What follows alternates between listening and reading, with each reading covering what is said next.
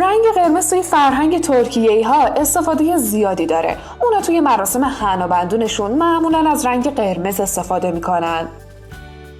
توی این ویدیو میخوایم ببینیم لباس قرمز بازیگرای ترکی چه شکلی هستن و به کدومشون رنگ قرمز بیشتر میاد.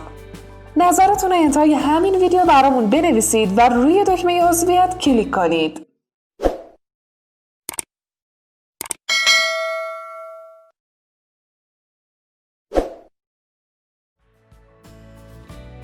برن سات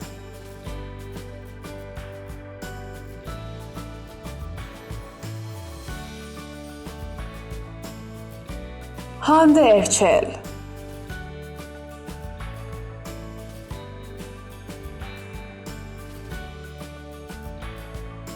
الچین سانگو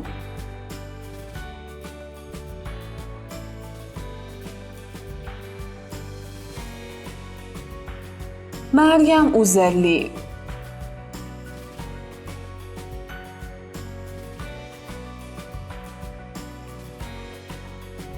نسلیهان آتاگول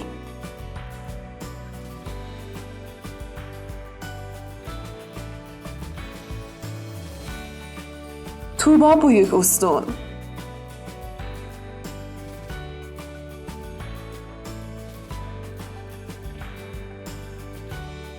فهری افجن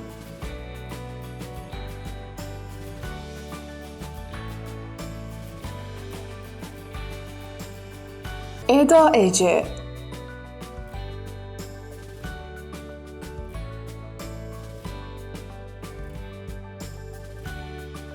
دمت ازدمیر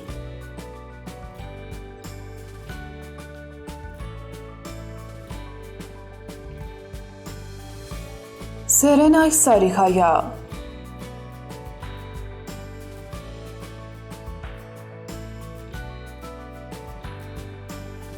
اصلی انور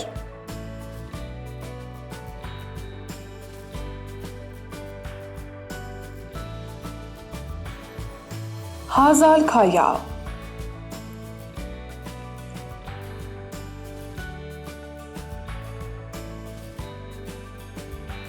برگزار کورل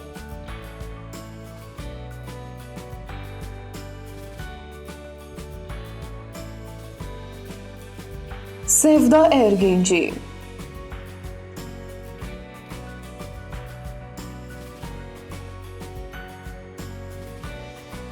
بیرج آکالای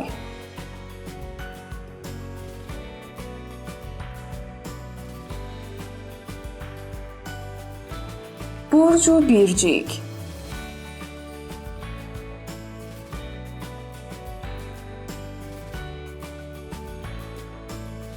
جانسو داره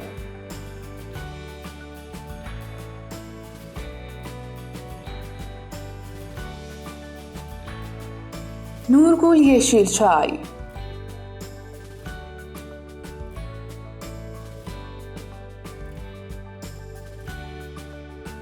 اویکو کارایل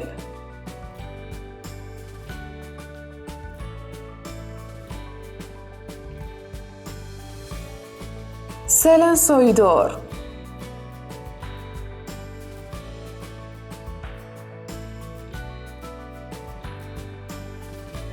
سینم کوبال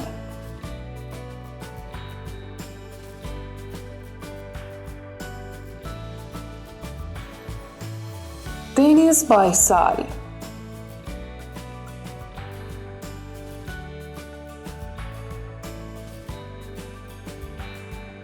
ابرو شاهین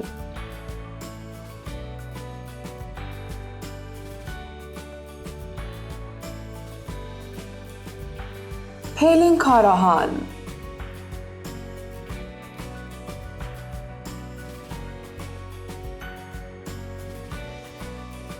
امینه گولشه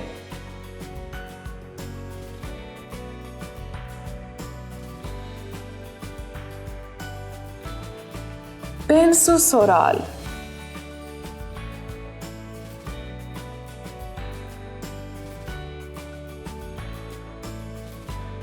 به کی بیشتر میاد؟